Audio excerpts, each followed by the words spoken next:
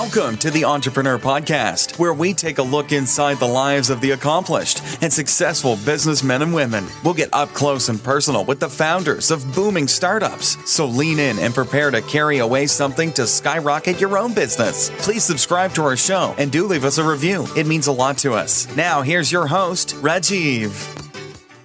Hey listeners, welcome to episode 24. I'm your host Rajiv Unikrishnan, and this is the show where we talk about entrepreneurship and speak to great founders. Today we have with us Brian Foo, founder at Gigfairy, which is a platform to book musicians for any occasions, easier and faster. Welcome, Brian. Hi Rajiv, thanks for having me.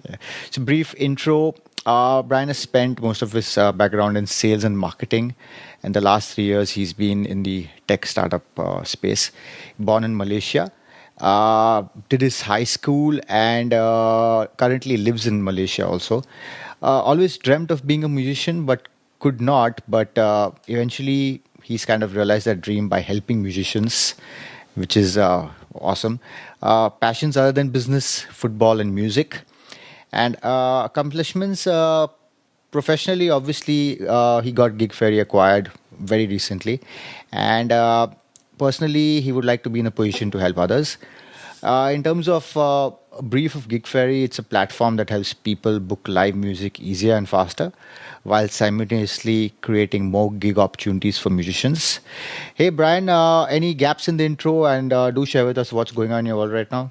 No. It sounds great. Okay. Sounds good. And what's going on right now with you? We're busy. Since the acquisition, we've been busy planning expansion and planning about what campaigns to run immediately. Okay. And so you've been in the startup space for the past 3 years now? Past 2 to 3 years now, okay. yeah. Okay. And what's with your passion for music? Has it been lifelong or since very early years? Since I was a very young boy, actually. I picked up the drums when I was something like 11. Okay. 10 or 11, I think. Always wanted to be a rock star. Okay. Played in a band for most of my teenage years. Just never worked out, you know. Okay. And after schooling, did not feel like pursuing college or? Yeah, no. Books and I never really got along. Okay. Even in high school, I was never one to study really hard, you know. Mm-hmm. But I knew I had to do what I had to do. Okay. So, and sorry. okay, so no, please go ahead. No, sorry. Okay. Sorry. And so, what inspired the starting of Gigfairy finally? So, I've had a lot of friends who come up to me and ask me like, "Hey, do you know any wedding bands or do you know any bands who could play at our pub?" Mm-hmm. I think this is because I used to be a musician, so they assume I know a lot of musicians. Okay. But it's not true. I would just tell them to go online and search, right? Uh-huh. How hard could it be?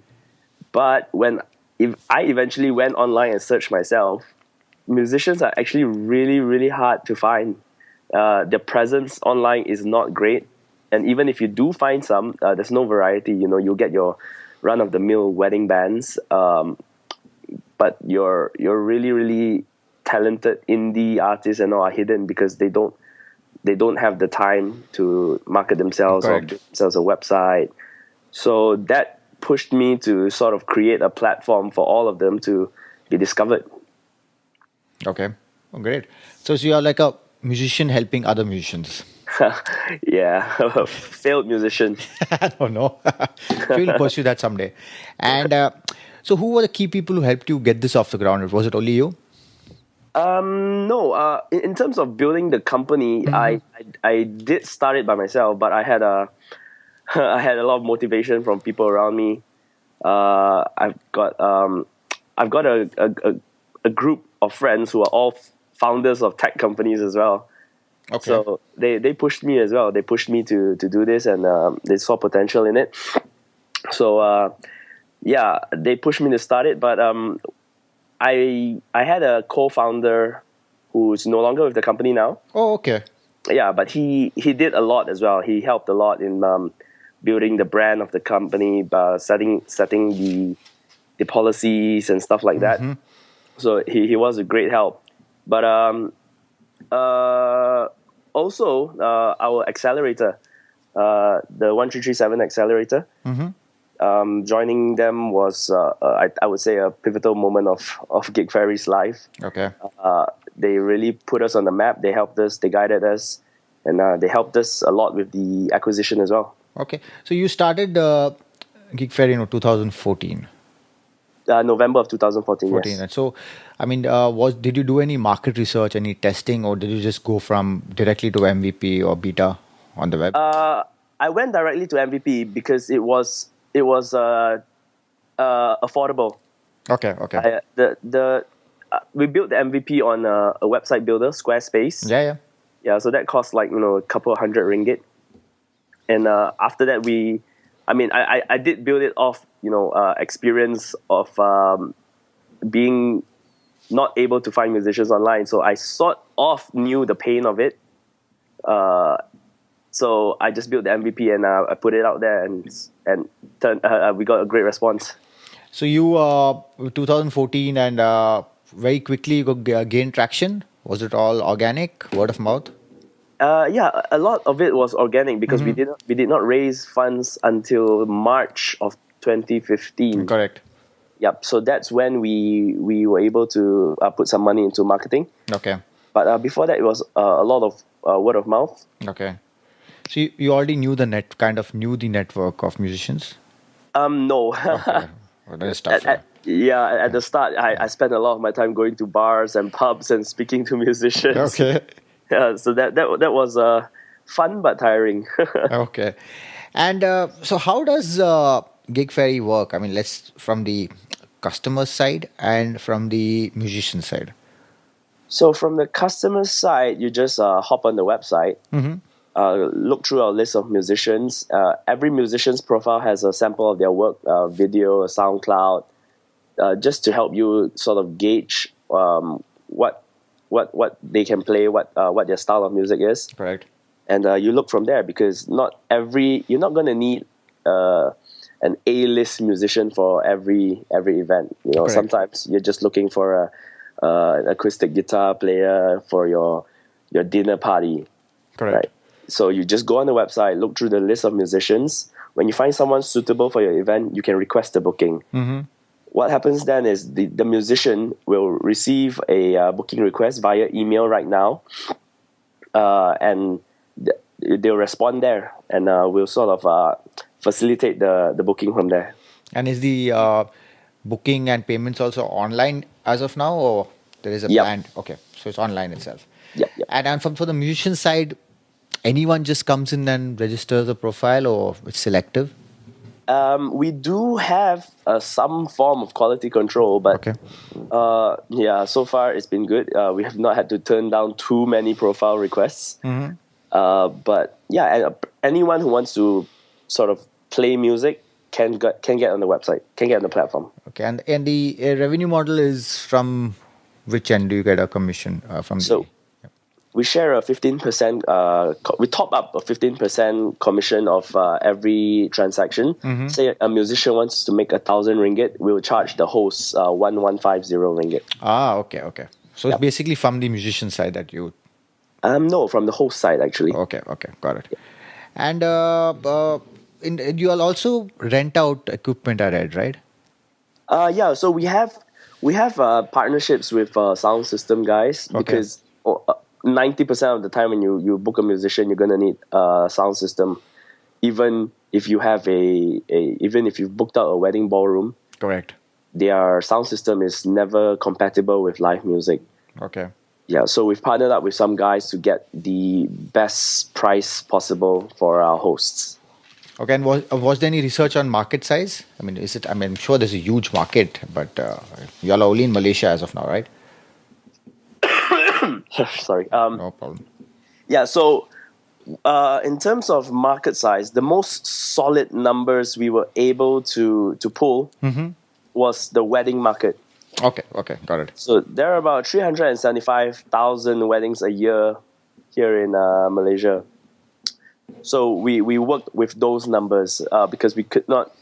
There was no possible way for us to get the numbers on how often people book musicians for, say, private parties or Correct. home dinners, right? So it was the wedding numbers that gave us sort of the best base to work from. Correct. And you all are primarily based in like one city or few cities or across Malaysia? Right now, we're only based in the Klang Valley, which is KL. Oh, okay, cool. And what's the competition like? I don't see much competition for this in Malaysia as of now, unless I've missed it out on Google. But how is it? There are a few other guys coming up, but so far it's been good. It does not seem like we've crossed paths yet. Okay. A lot of our musicians are not on their platform, and a lot of their musicians aren't on our platform. So far it's been quite friendly. It's been quite friendly. Okay. Friendly and healthy. But yeah, we welcome a healthy competition because it just helps to educate the market, right? Yep, great. So, if I'm not mistaken, kind of funding, y'all did a pre-seed of around 28,000 led by Endeavor in Feb 2 of 2015. Yep. And post which y'all joined the incubator 1337 Ventures, correct? Yep. And post that, just as of I think last month, you all got acquired by Tune Studios and BAC Ventures. That's right. Oh, so just this is a big, a very touchy topic with many startup and founders. Is the funding scenario. I think people start startups nowadays just to get into news of getting funding. That's the only aim, which is sad. But that's because many VCs give that projection. But how was it? I mean, was the toughest round the pre-seed? No, the pre-seed was actually fairly straightforward. We closed it in a couple of days. Mm-hmm.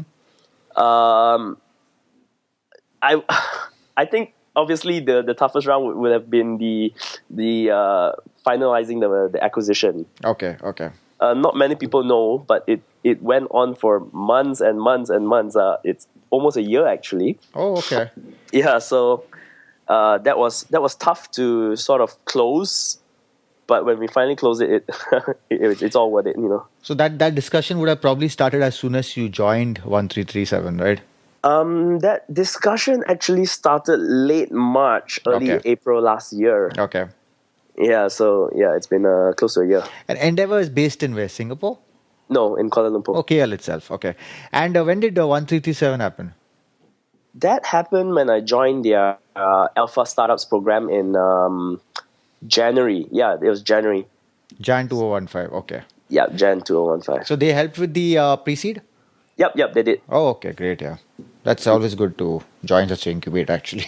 Yeah, exactly. You know, it gives the potential investors sort of peace of mind that you're in good hands. Yep.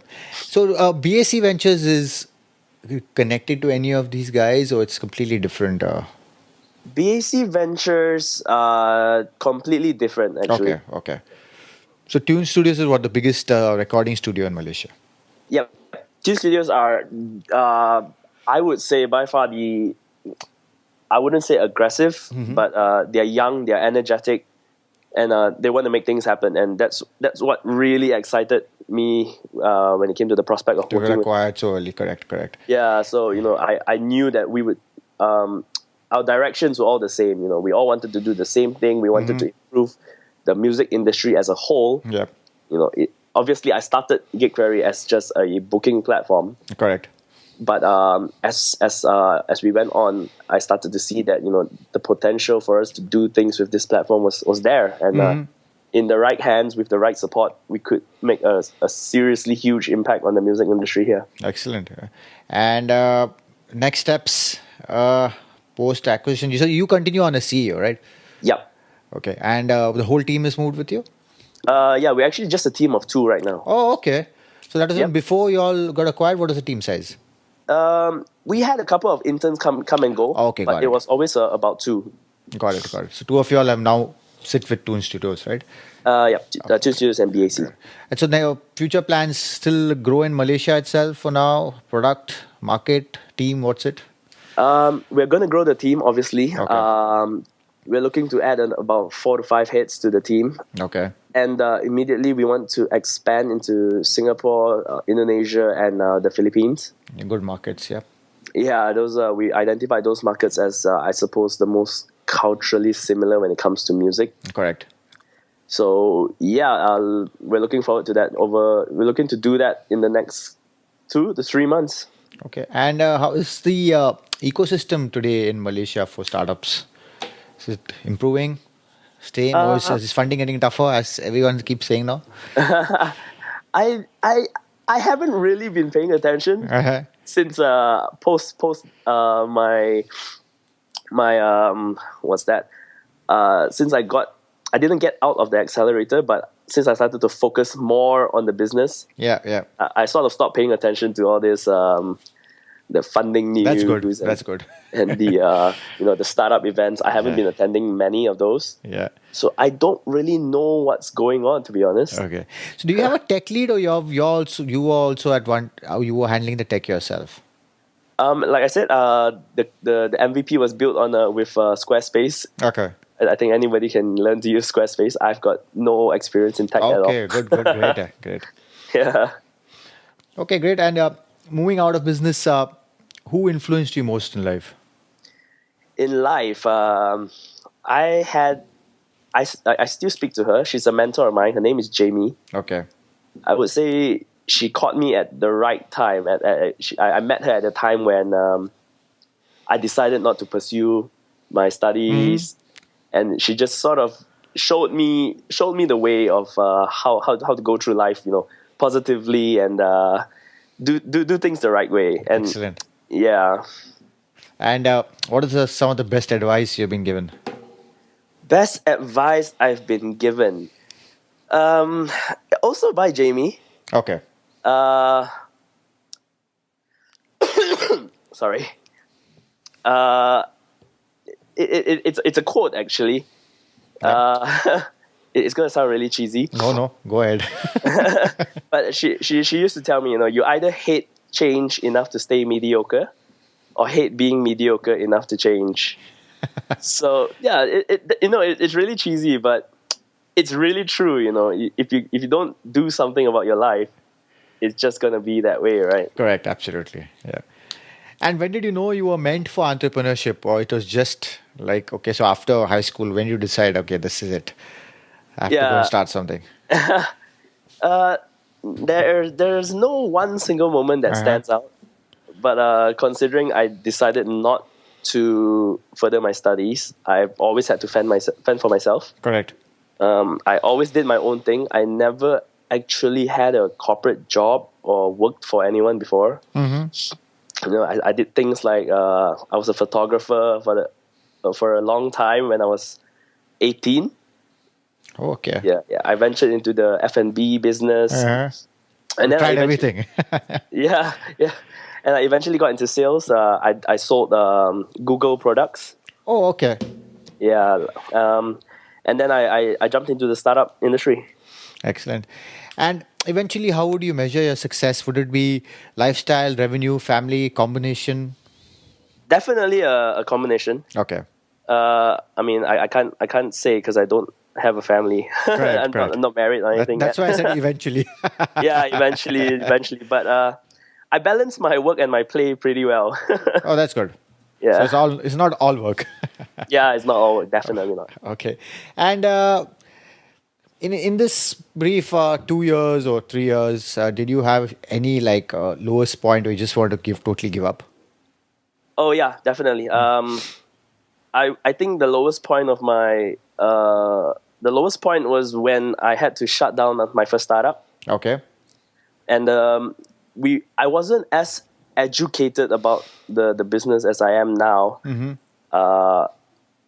So I did not know. I could not understand why we had to shut it down, and I was blaming everyone else, and that was tough. And that was a mobile startup. What was it? Mobile startup. Yeah. It was a mobile app. Great. What's your greatest weakness? My greatest weakness. I would say I think I'm too soft. I'm not confrontational. Okay. Yeah. And habits you wish you had? I wish I was more confrontational. And what does an average day look like for Brian? An average day. Yep. Well, I wake up, make sure I get I meditate, make sure I get a good breakfast in. Okay. Yeah, and then my working hours aren't very long, Okay. but I work in sprints. Oh, okay, cool. Yeah. So make sure I hit the gym after work. But yeah, we continue to pick up our work at night. Okay, great. So yeah, very basic day.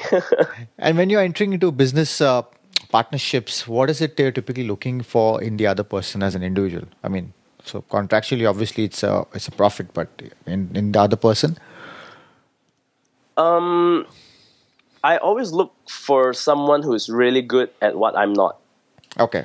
I think that's what a lot of people would tell you to do as well. Synergy, yeah. Okay. Yep. And when you're hiring, or since you're now going to start hiring aggressively, what would you look for in someone who wants to join Gigfairy? How motivated they are. Okay. Definitely motivation. What drives them? What are they trying to achieve by joining us? Mm-hmm. I guess I'm in no position to look at their education or anything. So a CV is definitely like not very important. Okay. Yeah, I mean the education, the degree, and all that. It's not something I really bother looking at, to be honest. Okay, and I mean, what's getting you really excited today? Like any new launch feature or anything like just today? What's happening with Gigfairy that's getting you really? We're actually organizing a festival. It's called Gigfairy Live. Excellent. Okay. Yeah, that's happening March 18.